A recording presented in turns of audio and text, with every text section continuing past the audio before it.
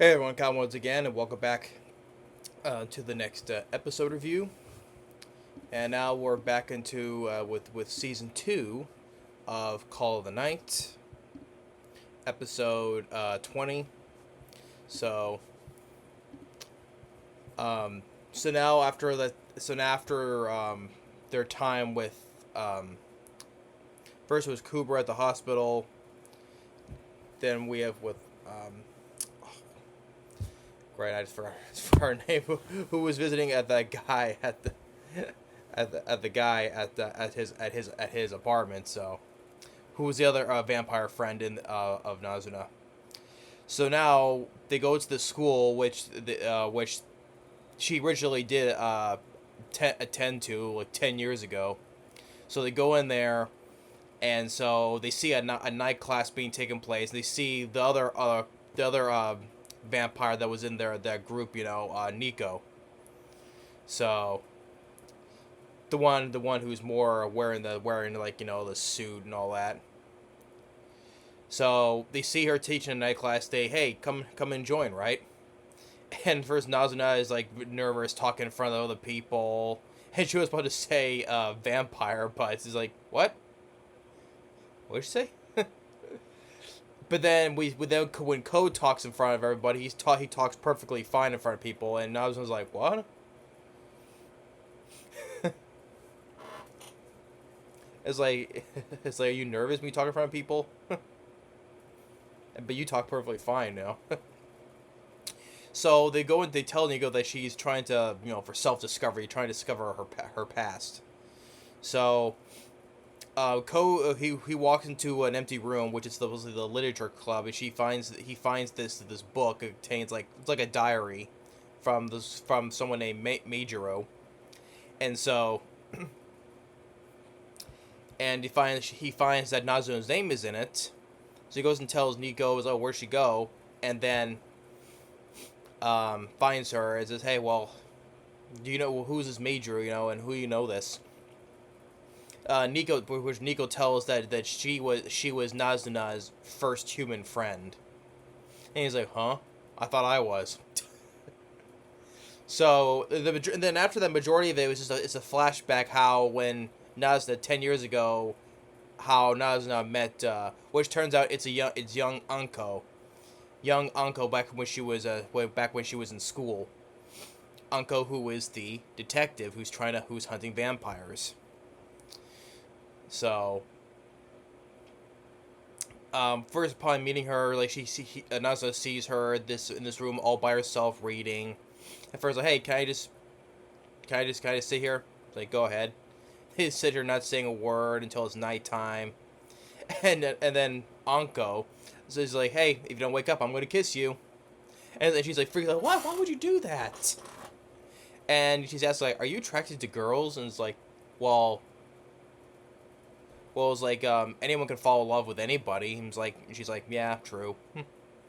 But she doesn't care about men, so she's a little more lenient on more in girls. So, um, and that's when they start talking with each other more, and asking if she likes reading mystery novels, about detectives, and so, and then one time where Nazuna sees about to walk into the room again, and she sees this guy asking Anko for, hey, will you go out with me? And he's like, well, kind of giving the guy, she's kind of giving the guy the cold shoulder basically. He's like, hey, well, why would you go out if you don't even know me? It's like, are you using me just for me to be a pushover and stuff like that?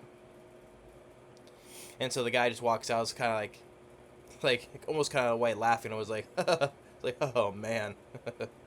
and Nazos goes like, hey, why you treat that guy so harshly? So, and then afterwards, like they wanted to do a little detective work. So they go back to her place. Well, because she does tell that her dad treats her mom poorly, and as like, what can you? And I was like, can you repeat that again? Like, what? Why did you hear what I said? Well, I was says, well, because I had no family to begin. I have no family at all, so I wouldn't understand the conflict.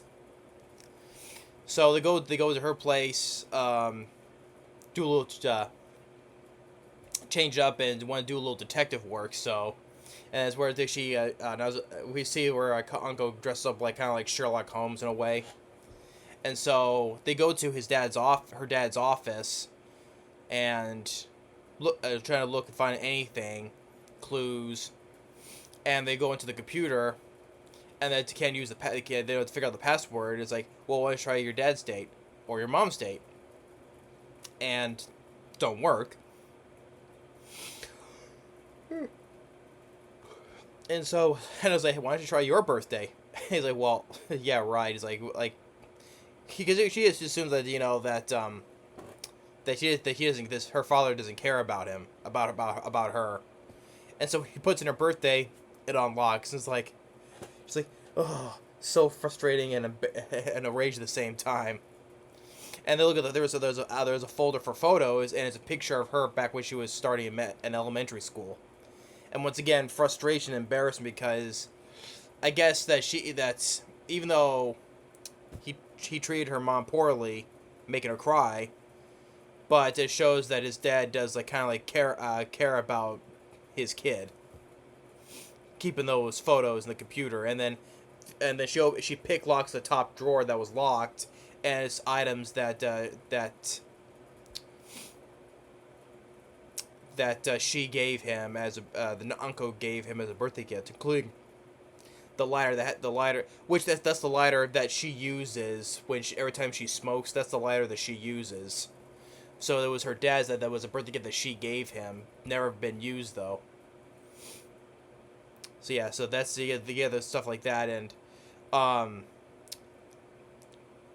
and so they're just about to leave. They hear the front door opening, so they're afraid they're gonna get caught, and that's when it cuts to the credits.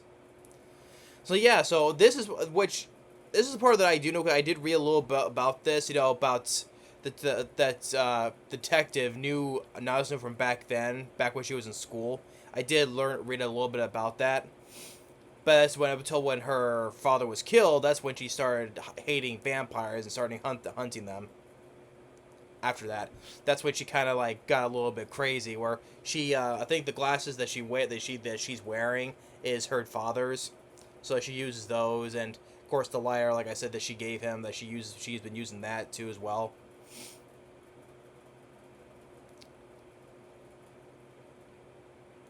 But so now we're getting more of the backstory between the relationship between her and Nazuna. So now by the next episode shows how probably that she's going to grow to hate vampires and why she wants to hunt them down. So, but that's gonna be by the next episode. So, but now we do get to see the backstory now on here now instead of in the manga now. So, but it was nice to see it. It was nice that we were finally getting that story explained now. Because this is like one of the only times of the story of this manga that I didn't know about, that I read about, so. But yeah, but overall it was still a good episode though. So I'm liking how she's all these flashbacks, how back before and when of these other vampires before they were human or not, trying to discover their self pasts. So. But it's still good. It's still a good series, and I still enjoy the episode. So now with the next one, so now more with Anko, how she, like I said, how she grows to hate vampires, and so. But anyway, thanks for watching. Stay tuned for more. We'll see you next time. Later.